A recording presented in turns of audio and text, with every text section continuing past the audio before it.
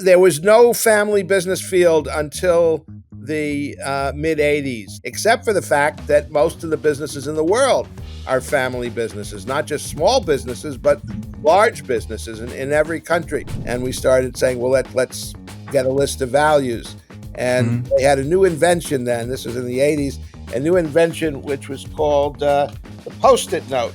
And so we had, let's do that. So we started writing values on a Post-it and sticking them up on the wall. Welcome to Business in Families, the podcast where family legacy meets leadership challenges. I'm Alex Mendez, a family enterprise advisor with over 18 years of experience helping business families while navigating the complexities of generational transition, governance, and how they can professionalize themselves. In each episode, you will hear real stories, hard decisions, and valuable lessons from families who, like yours, are working to build trust, grow their companies, and preserve their legacy across generations. If something here resonates with your family or your business, and you'd like to explore it more deeply, I'm here to help you. Let's begin.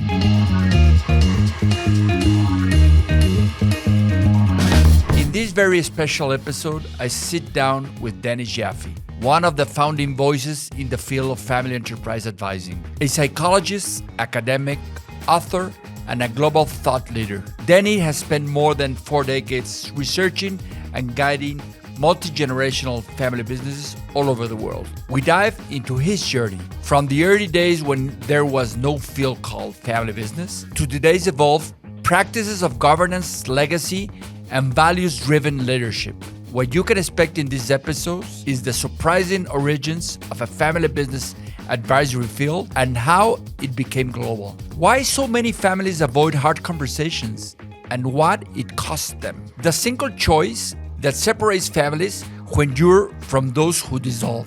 How values become a bridge across generations and why they must be revisited over time. What that most resilient 100 years family enterprises have in common, no matter where they are in the world. Why building a family organization is just as critical as running the business itself. If you're part of a family that's thinking about the future, whether it's governance, succession, shared values, or unity, this conversation is full of timeless wisdom. Follow me in Spotify, Apple Podcasts, or YouTube. Comment any doubts you might have and the topics you would like to listen here in this podcast. And if anything in this conversation resonates with you, or you would like to explore how your board could become a real engine for impact, connect with me on LinkedIn.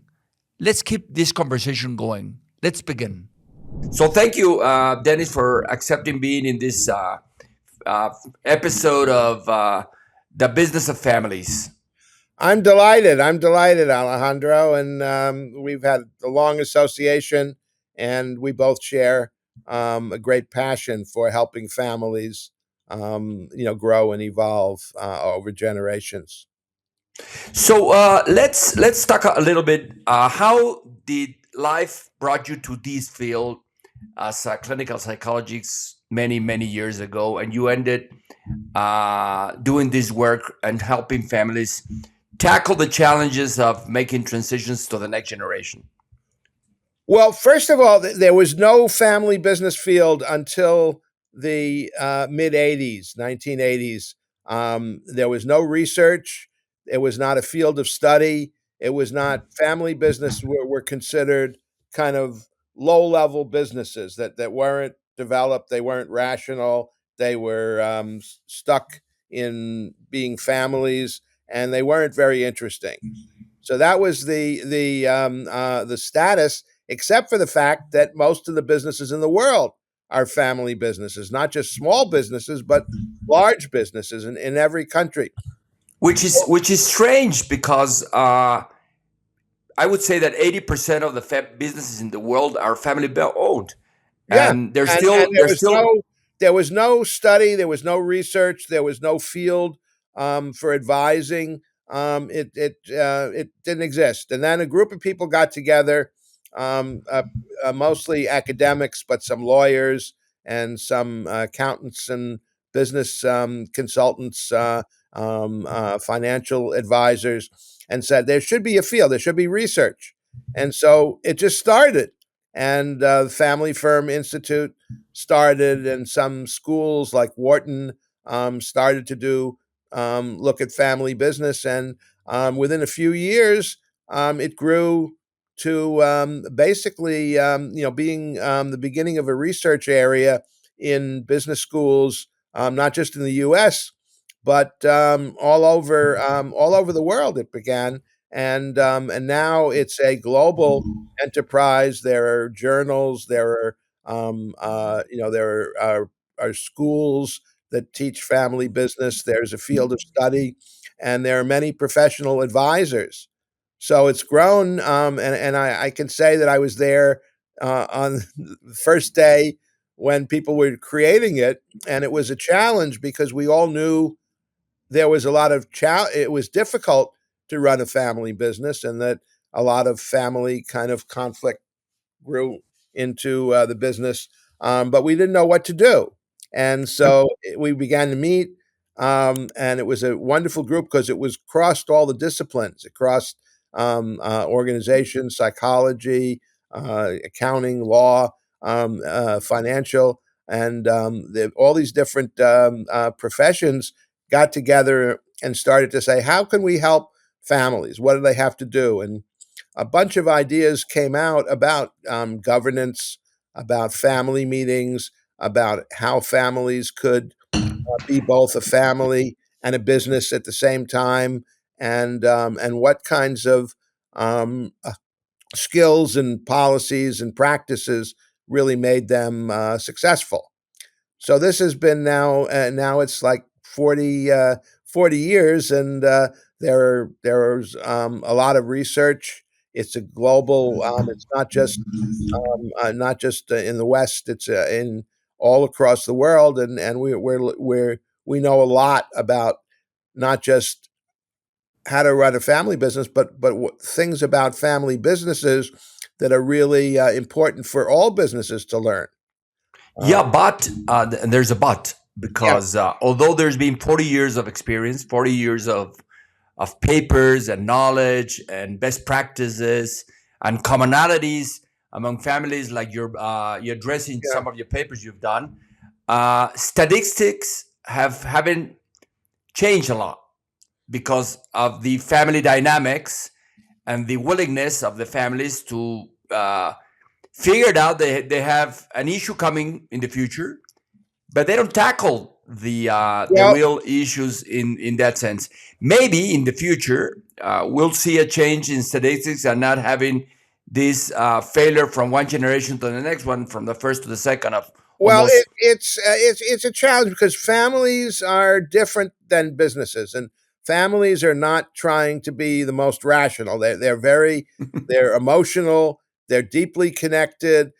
People really feel a sense of deep responsibility for their people in their family, and it's very hard for them to shift from the emotional connection to the kind of the formality of being a business, the roles, the responsibilities, consistent policies. So it's hard. And a family that wants to stay together over generations, um, we find that they have to do some very hard work.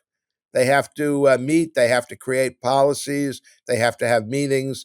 There's a lot of work that it takes, and the family has to not just intend to do these things; they have to really do them.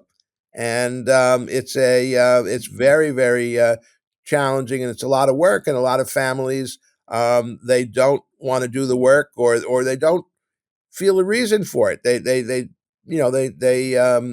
They've been successful, and they divide up and go their own way and become a non-family business, or just a wealthy family. They don't really stay organized. So a lot of families just say we don't want to do it.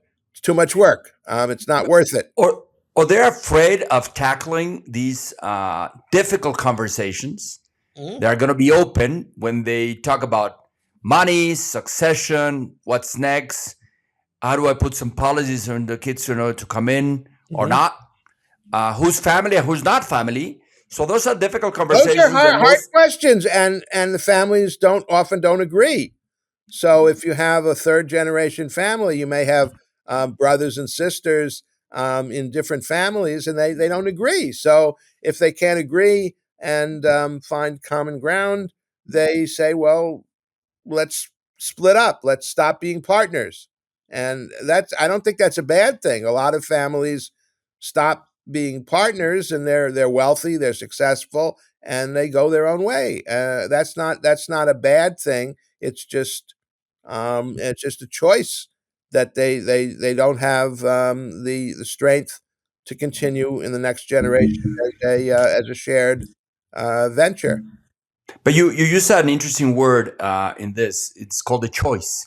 So it's a choice for the family to do the hard work or not to do it, and the outcomes are going to be totally different. But in your experience, Dennis, over more than 40 years of working with families and working along with your wife, what has been the biggest failures that you've seen working with families and say, oh, I couldn't help them because is there a commonality of things that happens when you've seen, I don't know, Well, several hundreds of families that there's say it a hasn't couple worked? of things. One is um, uh, they they um, they just avoid the issue. They don't think they can do anything, or they don't know that there's something that can be done, so they just avoid it and pretend it isn't there, and then it explodes somewhere. So the family kind of overwhelms the business, and the family issues kind of blot out the business issues. The other thing that happens is the family doesn't doesn't understand how much work it is and begin to put things into place. It's not just an intention for the family to get together. They have to learn skills. Family members, for example, there are two things they have to know how to do. One is they have to build positive trust, which means Difficult thing. that they have to not just care about themselves. It's not just about what works for me, but in a family, I have to be concerned about what works for you. And I have to simultaneously, if I want to work with you, we have to say, okay, I here's what works for me, and now here's what will work for you. And now looking at both of us and there are many people sometimes in the family, looking at all those people, what is a policy, what is a practice that is works for everybody. It's not perfect, but for example,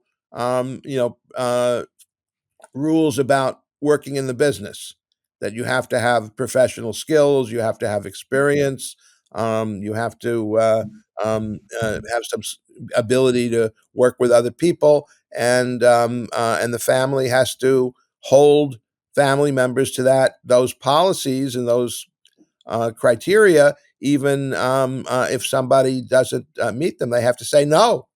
And they And have to be accountable. people get disappointed and feel like they're not it's not fair because they think they should be an exception. But the families that are successful are the ones that stick with the policies and really are strict about exceptions. Yeah, several years ago, I had the opportunity with you and your wife Mhm. to learn the importance of values and shared values and defining a mission and a vision for a family and not only for a business. And you developed an incredible tool that I've used it many times for myself and my family, Right. but also with many of the systems families that I've had the privilege of Mhm. working, Mhm. not only in Mexico but around the world.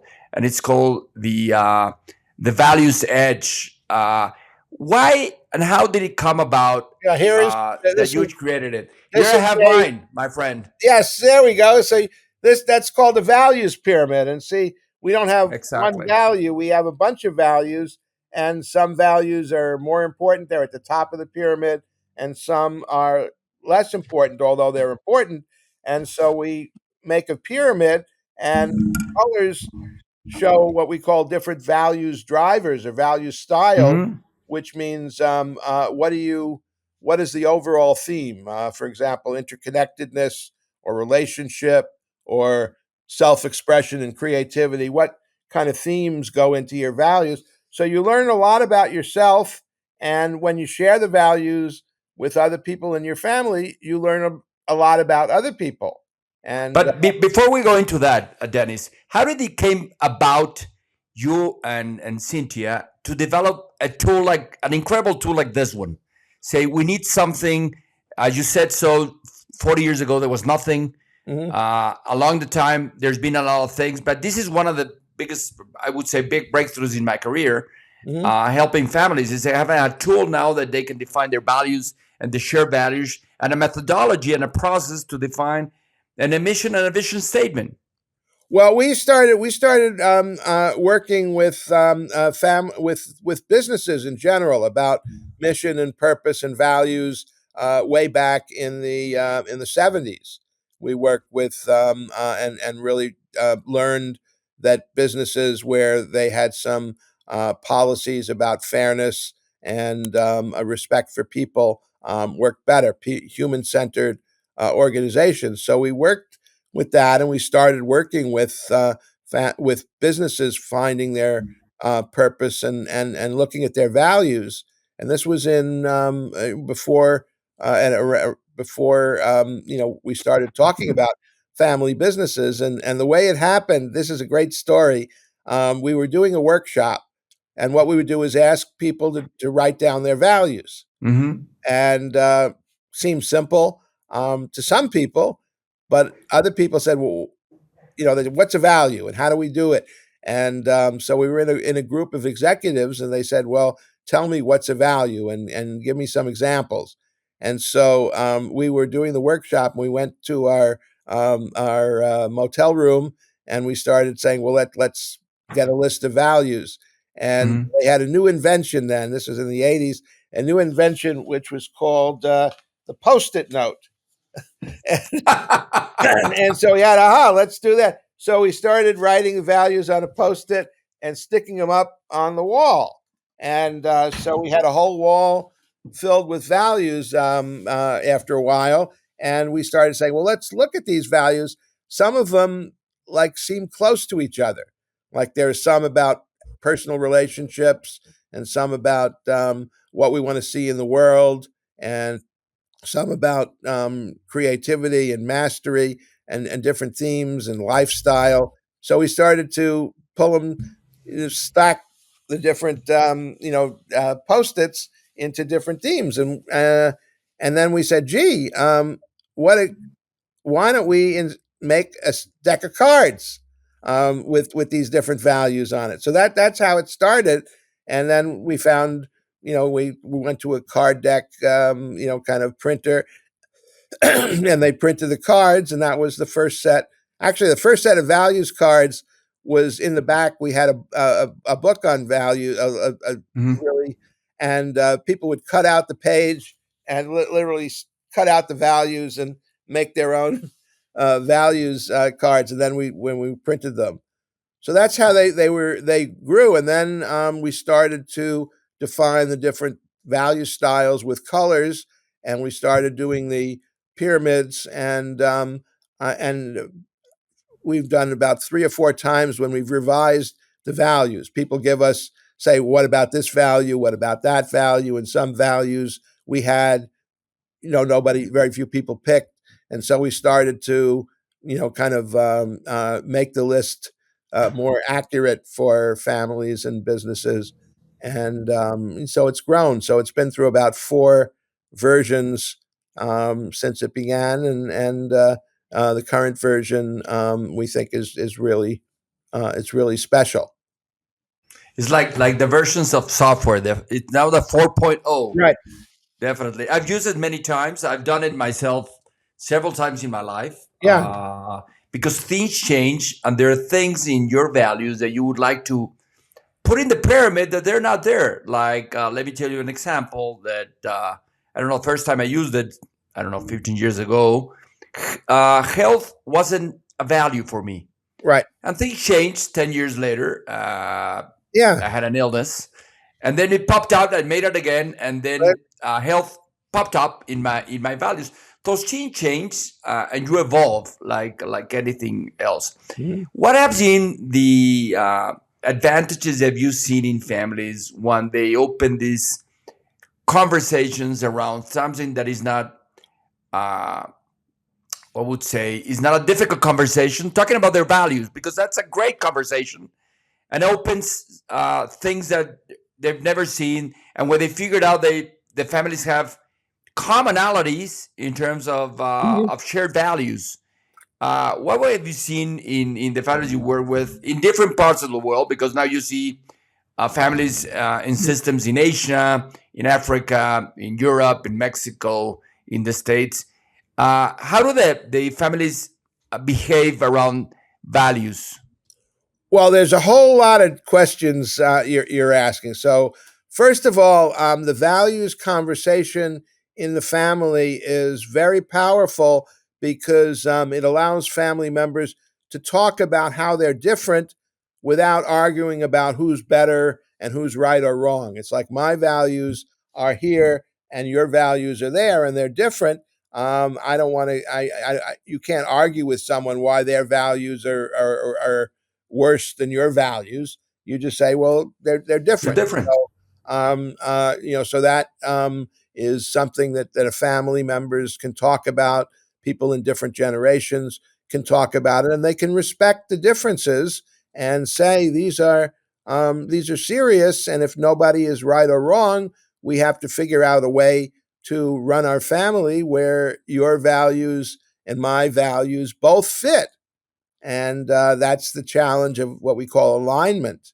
We want to align the different values and find a way to work together that where we're all where there's room for differences, but we share agree on some things.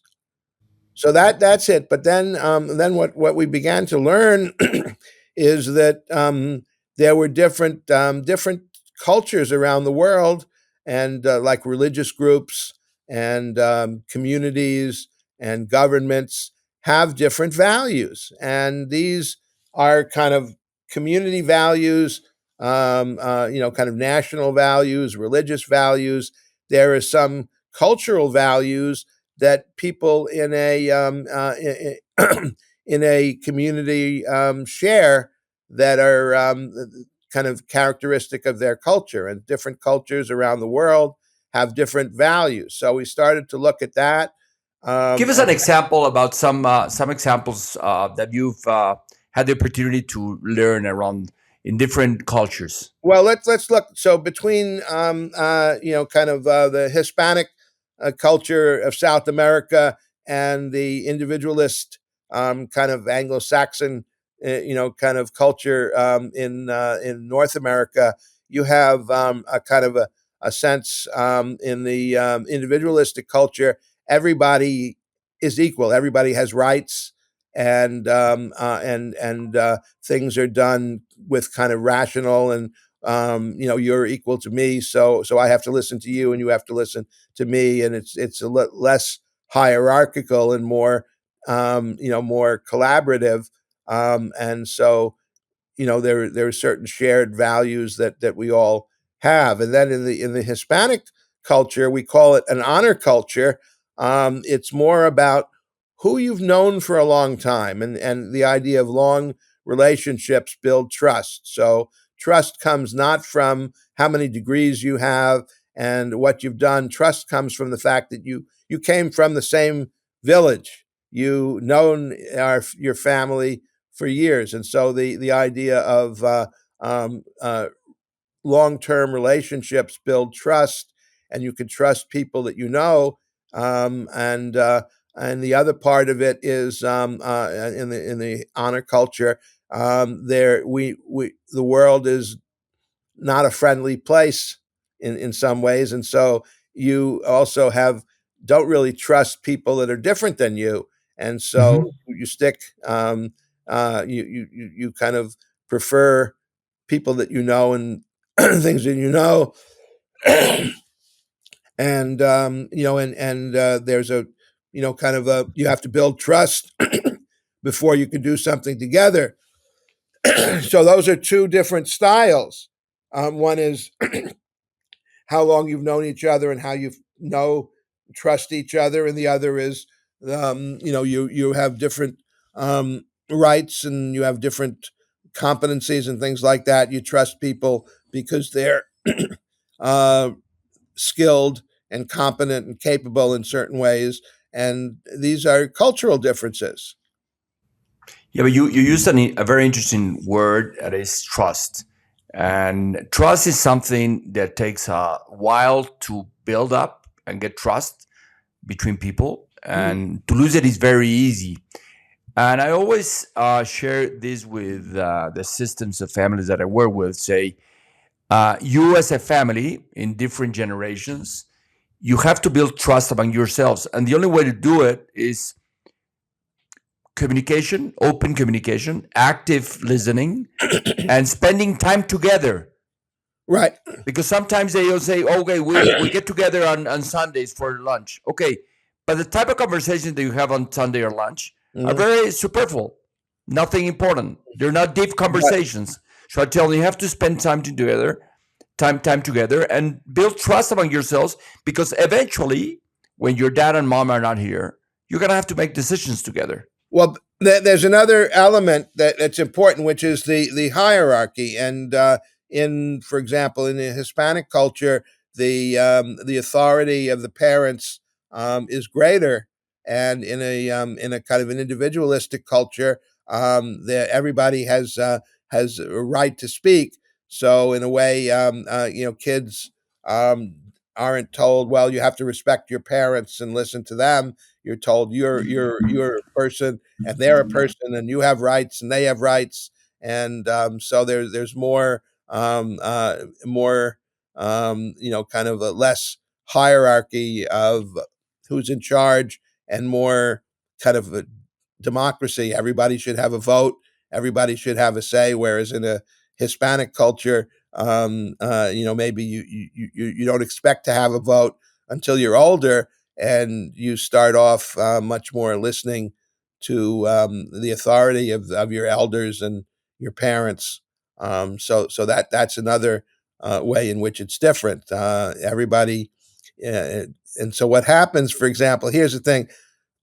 So you're from a culture where the elders are respected and listened to, and you go to let's say school in the US, and you go to a business school where everybody argues and everybody speaks up, and you study cases, and you talk about policies, and everybody has a voice, and you learn to speak out, and then you come back and you start speaking out. Well, Dad, I think you should do this, and you're out of date, and we have all these new AI tools we should be using, and blah blah blah. And the elders go, well, that's very nice. We This is the way we do it, and we're not going to change. So shut up. And there are culture clashes as family members are exposed to different cultures, and sometimes they get into a lot of conflict around adopting different cultural styles and learning different skills. Yeah, when you've been had the opportunity to work with families around the world, publishing these one of these books, the resilience of 100-year family enterprises. Right. Well, what were the commonalities of these 100-year multicentennial families that have survived for 3, 4, 5 generations? Because before 40 years ago, like in the late 1950s, there were no books. There were no. We didn't know anything about the things that family. And there's still families that have been around for 100, 150, 200, 300, and 500 years, like the Beretta family in Italy, Right. and they've done it. They've survived from one generation to the other. What do you think has been the commonalities of these Mm. families that they did the work without having any not even advisors that knew Well, this they field? first of all, the families that have lasted for hundreds of years, like the Beretta family, they didn't face as much change. So, for example, the Beretta family, and like a lot of families, when they would find a successor who was successful, who wasn't in the family, and the family would adopt that person, and the person would take the name Beretta. Was not so they, in a way, they brought family members into the family by because they were the most competent people. And there wasn't a lot of change. I mean, a gun is a gun, and it didn't change a lot. And the Beretta now and the Beretta 100 years ago, not terribly different. So nowadays, businesses are changing every year. Technology is changing, globalization. All the unrest that's happening now with tariffs and national borders. It's a whole new game, and I think it's much families need to be much more adaptable in the current environment, and so you can't just do things the same way across generations. So the new generation has to create a new business model in a way. I don't know if I agree on that assessment because I had the opportunity to talking for Franco Beretta, Yeah, but they've been around for 500 years and they've I, gone through wars, yeah, oh yeah, no, deaths, many they things. changed. So things have changed. Every century has it their own difficulties. Right. And say, but what do you think? There are these in your study and talking to more than 100 families that has passed 100 years has been the common things of things. So first of all, I want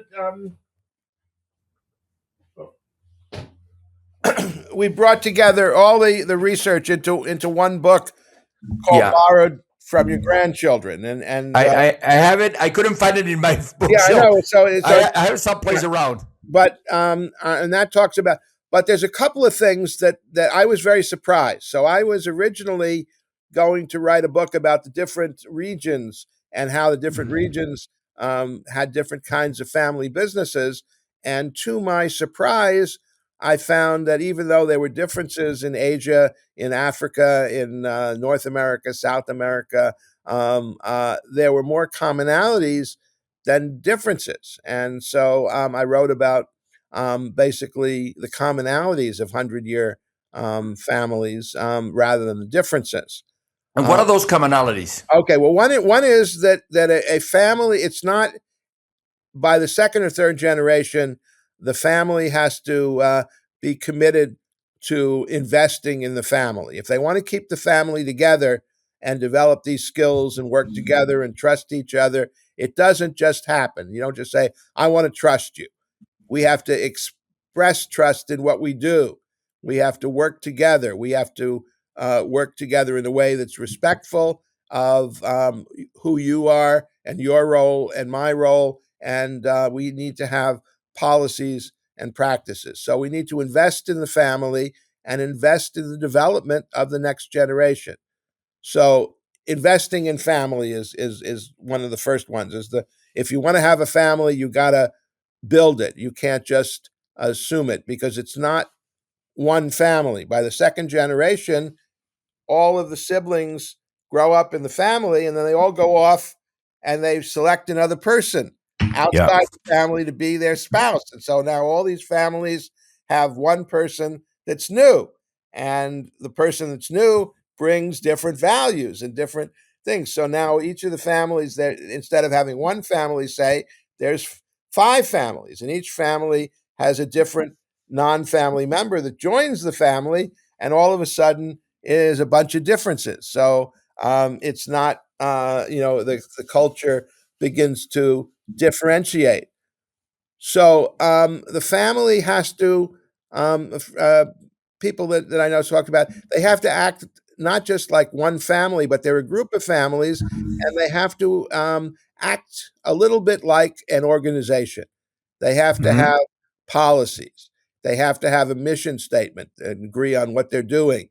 They have to have ways of doing things. They have to have an organization that a way of making decisions. Everybody can't run in and make every decision. They have to delegate some decisions. They have to have roles. They have to have some people that are able to make decisions every day. They can't meet 24 hours a day to deal with everything. So the family has to become kind of an organization and And have a common purpose. a common purpose, but they also have to have a purpose as a organization. They may be one business, they may sell the business, they may have a number of businesses, they may have a foundation, philanthropy, but they're basically they have a number of different enterprises, and they also want to be a family. So what I find is that the families have two kinds of governance. They have governance as a business, and they have an owner's council and a board of directors and things that they do as a business. Hmm. But then they also have a family organization. And the family organization is different. The family organization is about sustaining trust. It's about doing shared projects. It's about role in the community. It's Hmm. about how they get together and things that they do together. And it's about raising the next generation and defining responsibilities. And those things that the family does are not business things. They're family things. And so the family has a business organization, but they also have a family organization. And then the family has a set of agreements of how they work together, and everybody in the family has a set of responsibilities in order to be a member of the family. They can't just do whatever they want. They're responsible. For example, they have to come to family meetings because there's a big business there, and they can't Hmm.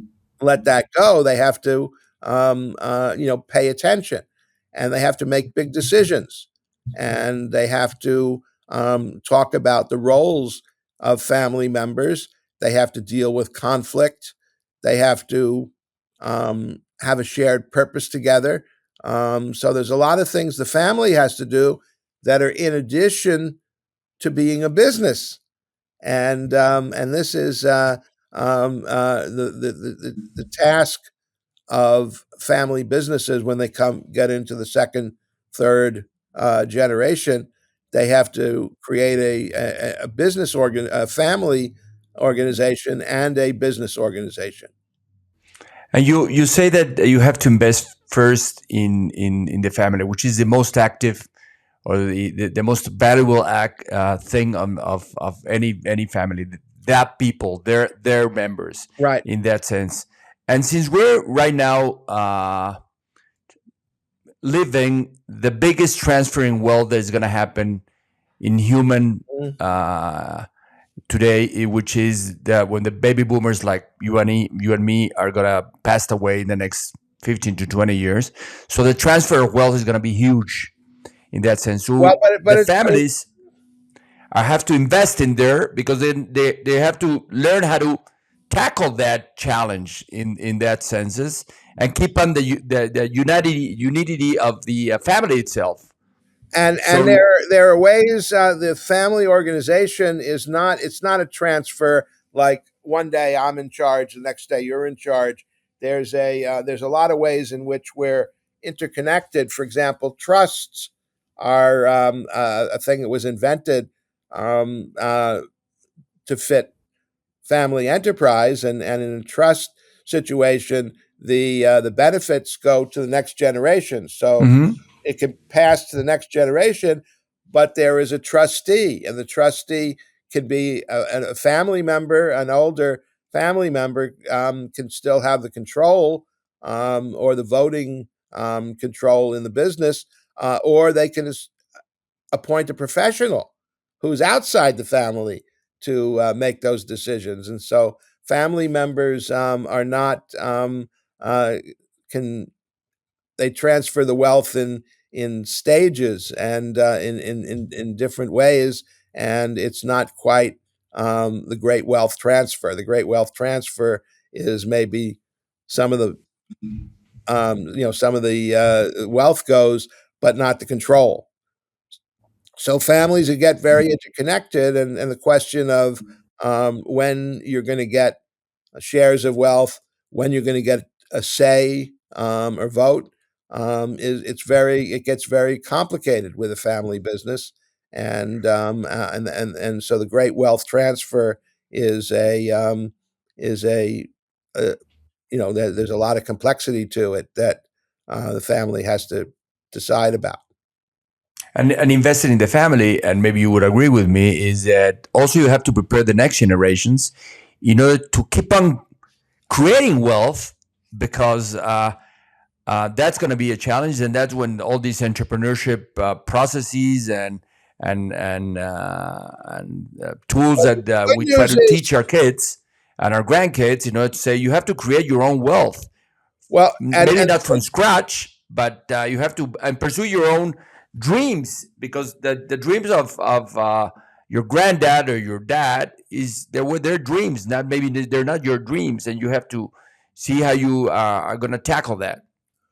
well, the great thing about these families is the families have a lot of wealth, and usually they don't start out wealthy; they become wealthy over the generations. And by the second, third generation, the family is very wealthy, and because of that, they can go to great schools, they can travel, they can learn things that are wonderful skills and capabilities, and they can teach each other and offer each other resources. They can be part of networks of families that learn together. They can they meet people, and so the capacity of the second, third generation to be creative and entrepreneurs and not just create new wealth, but do wonderful things is immense. So, what I see is that the next generation is grows up with wealth, and because of that, they have a lot of possibility of what they can do with their lives.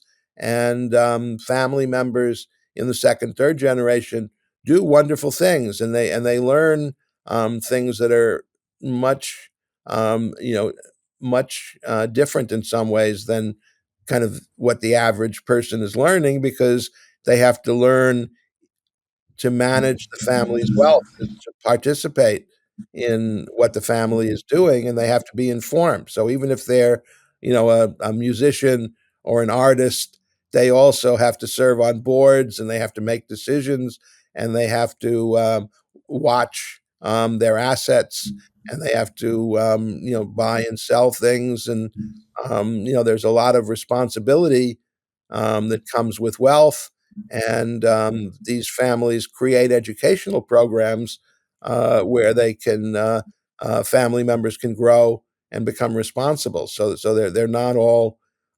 When you grow up in a wealthy family, you don't just grow up and say, "Well, I'm going to spend all the money." You feel a sense of responsibility, and you look at your parents and you look at what they've done, and you say, "Gee, I have to do something significant. I don't want to, just be a spender. I want to do something important."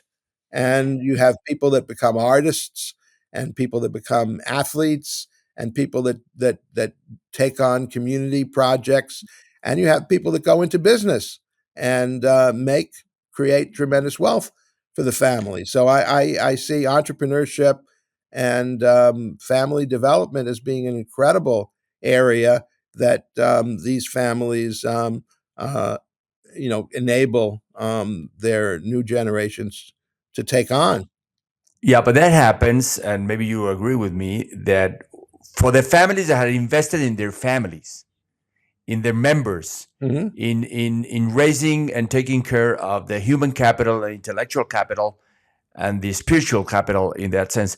But those that they don't do it, they tend to crash Right. Well, and tend to that's what I'm lose. saying. They have to have an active community of family members. For example, third generation family members, I find they need to meet together. They're cousins.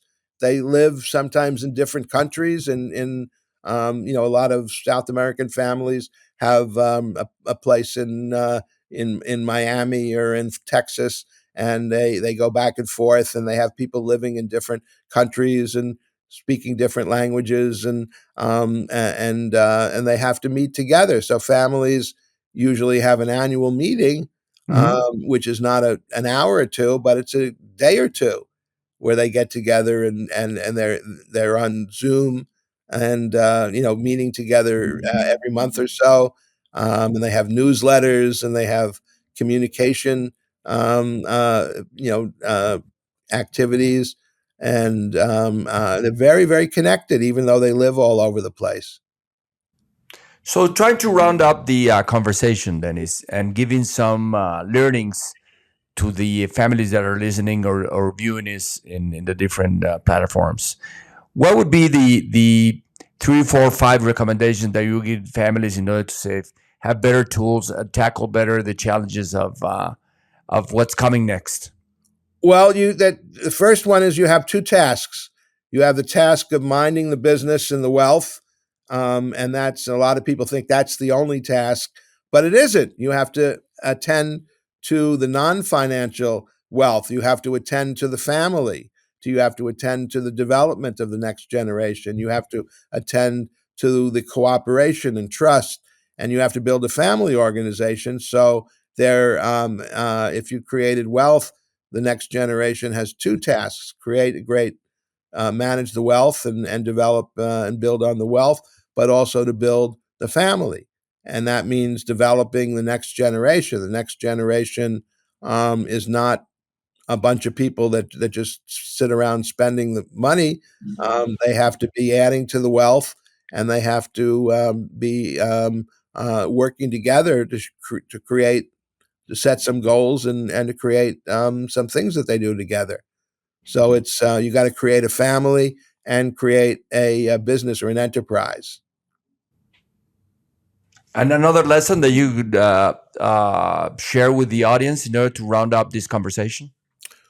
Well, there's a lot of stuff about how the next generation has to do things differently. So again, we talked earlier about Beretta, and I agree that over the years there's been a lot of innovation, but I'm just seeing that innovation and change is faster and more demanding, and it's easier to for a family business to lose its value today than it is a generation ago, when families had a reputation, and a role, and facilities that really you know uh, were sustainable. And now it's much harder. So there's an entrepreneurship and a creativity that the family has to have. And as some family members said, we have to reinvent ourselves every generation.